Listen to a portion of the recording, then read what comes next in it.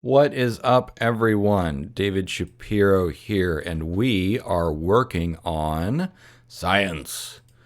Okay, so where we left off, what I was working on was my basically automating science. And a lot of you have pointed out that like you would prefer that I keep working on autonomous cognitive entities and Raven and stuff like that. But what I wanted to say is that I'm working with some really like the world leaders in cognitive architecture, at least the ones that are not already in academia and in inside the establishment. So those of us that are outside are working together, and so we'll have some demonstrations in the coming weeks. And the stuff that these guys are working on, the level of autonomy that these machines have is incredible. So, with that being said, I am moving on to science. And the reason is one, I have an ability to make this stuff more accessible, and I get so many messages from people that like either have never coded or haven't coded in many years, who are inspired by my work to get back in. And like the more people we have participating in artificial intelligence and science, the better. Yeah, so that's that. So that's my mission now. With that being said, I wanted to revisit this idea of regenerative medicine because that's important to me, et cetera, et cetera. So last time, what we did was we found some sources. So we've got the Open Journal of Regenerative Medicine, we've got bioRxiv, and then the regenerative medicine topic on Nature. That's still really broad. Because like let's say you're an orthopedic surgeon who focuses on shoulders or cervical joints or whatever, or a researcher who has a particular body part that you're focusing on, you're going to want to perform a literature review that's a little bit more narrow. So what I started doing was looking for data sources that were going to be a little bit more specific to what we want. Now, I also got access to Bard, and I gave Bard and Bing the same exact thing, and Bing was just like, okay, yeah, here's a few examples, and the one that it gave here was directly relevant, and it was it's over a year old, but still, or not over a year old, it's about 6 months old, still not bad. And then I asked Bard, and it's like, I can't help with that as I'm only a language model. Can you search the internet? Like, aren't you a search engine? Now, Bard is still in beta, so yes. Okay, it looks like it doesn't even have. Yeah, this is like super basic. Okay, so Bard is not useful. Now that being said, I did find a few things for cartilage regeneration, rehabilitation. So this is all specific to shoulders and stem cells. Under regenerative medicine. If we go a little bit broader, we get up to, actually, I guess we still only get 5 results under the Nature Journal of Regenerative Medicine, which is fine. bioRxiv gives us a little bit more under stem cell. So basically, the next step is I'm going to download and process some papers that are specific to this, and then I'll show you what happens next. Basically, I was chatting with some of my friends, and we were talking about how loquacious, how verbose the models are, and we were working on that concept of sparse priming representations. And we came up with a conversational model that is also sparse and very concise, and that is Morden Solus from Mass Effect. So we're basically creating a Morden Solus chatbot model, and it's great. It's also really hilarious. So I'll show you that in just a moment. But yeah, we'll be right back. Okay, I wanted to add a quick note. I just found journals.sagepub, which has an open access feature and is actually pretty nice. So I'm going to download a few more from here. Also, I've got all the sources documented in the README, which I am working on updating. So don't worry, all of this will be documented for ease of access. All right, be right back. Okay, we're about ready to test. Here, let me sit up actually. Okay. But yeah, so here is the system message. It doesn't work in 3.5, and that's not surprising because 3.5, they even documented that it doesn't pay as much attention to the system message. But in this case, I say, I am Morden Solis, scientist Solarian, currently performing literature review, reading many papers, taking notes as I go.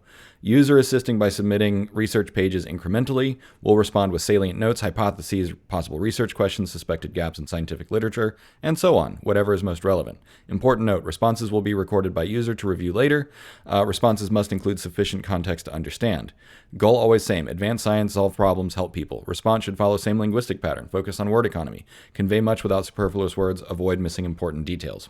So here I've got just a random page from one of the papers that I got, and you can see that the PDF scraping didn't really work because it's missing a lot of spaces.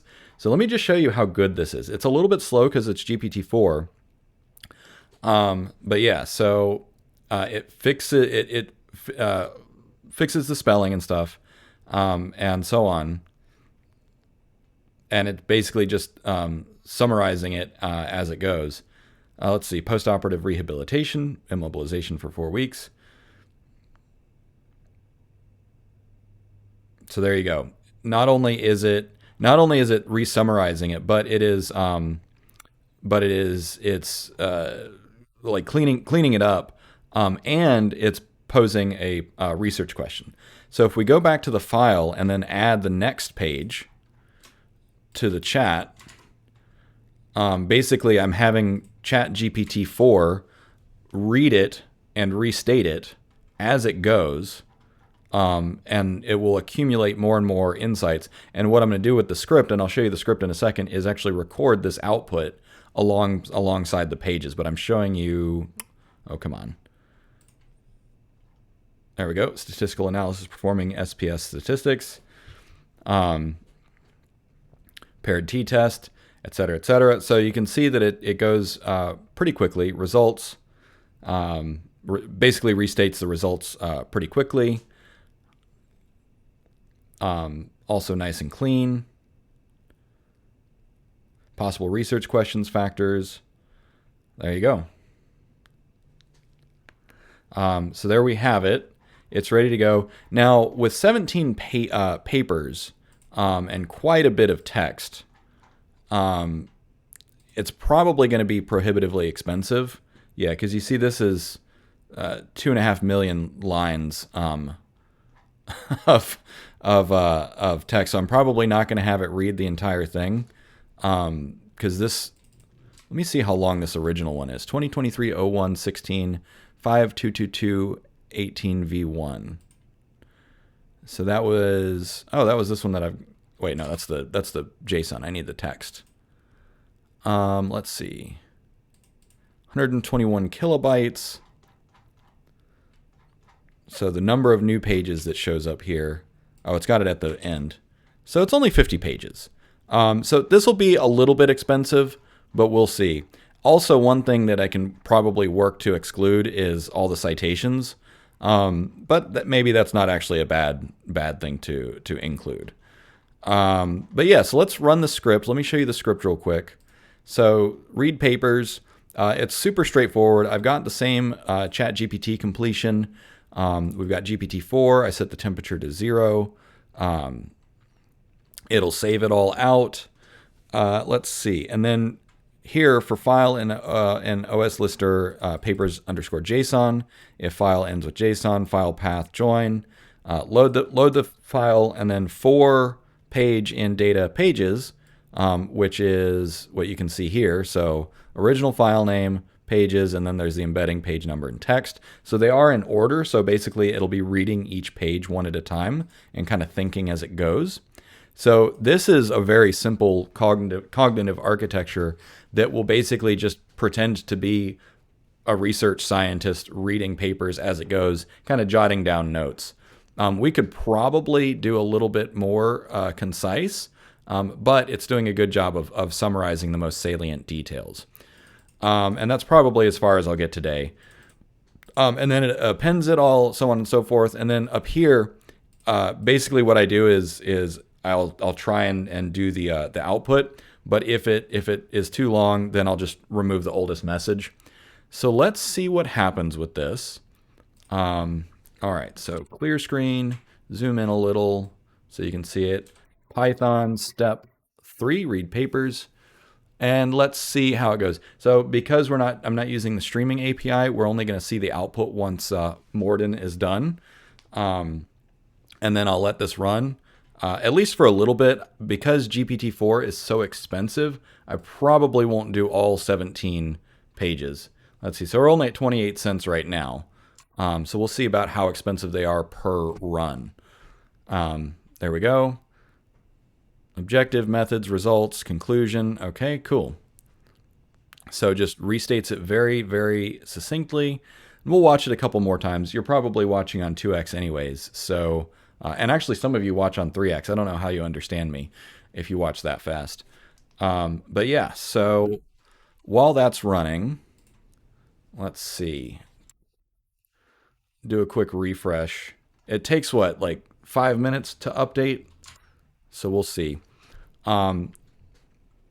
Objective, design an exosuit. There we go. Conclusion, exomuscle design. So it looks like it's kind of restating it. It could be problematic to keep feeding it in. Talks about the design. Thermoplastic polyurethane, TPU coated.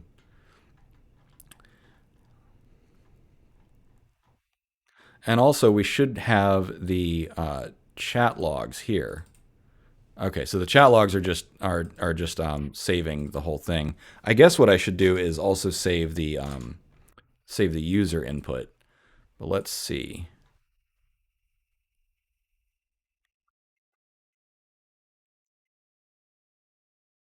So it keeps restating the whole paper, which I don't think is a good use of time.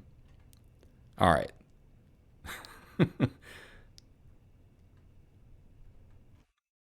It's not a good use of tokens. Here, I'm going to pause it real quick and see if I can investigate what's going on here. Okay, I changed the system message a little bit and it works much better. So basically, I just added a note here at the end, focus on last page, no need to restate all notes every time, prefer to keep notes concise, succinct. And then the exponential backoff that I added last time is actually really helpful because the GPT-4 API is so busy, you're liable to time out, but also you might also get rate limited. So the longer between times. But so anyways, here, let me show you what I mean. There we go. It's better. It's not perfect. So in this case, it summarizes the first page, and then we move on to the second page where it talks about the design, comparison, and findings. So we're getting there. And then testing results, conclusion. It's a pretty short paper. One thing that occurs to me is that with the longer, because I started this experiment before I had access to GPT-4, so I might need to go back to the drawing board and make use of that 8,000 token window. So rather than submitting it one page at a time, which was, when I only had 4,000 tokens, what I might do is redo this and kind of do it as like one big chunk to summarize it. But another rule of thumb that I have is don't try to force the context window, because if it doesn't work, it doesn't work. And the fact that it keeps restating this, I think this might not be the right approach. But the idea is still there, where it's like, let's use the model to do as much of the science as possible. So today was kind of a wash, but we'll see. All right, thanks for watching.